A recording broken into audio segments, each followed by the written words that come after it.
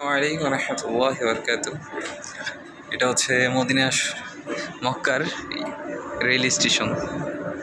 তো আমরা এই মক্কা টাওয়ারের পাশে এক বিল্ডিংয়ে কাজ করতেছি। ওই তো দূরে মক্কা শরীফের কিছু অংশ দেখা যাচ্ছে। তো আমাদের প্রবাস জীবনে এটা হচ্ছে সবচাইতে উঁচু ভবনে কাজ করা। প্রায় আমরা এখন বর্তমানে প্রায় 20 তলার উপরে আছি আর কি, কাজ করতেছি। হালে আসে আমাদের ইয়ামানি ভাই, অনেক ভালো মানুষ। সেদিকে আছে বাংলাদেশি ভাই মিয়া মিয়া সকাল কাইফের সকাল।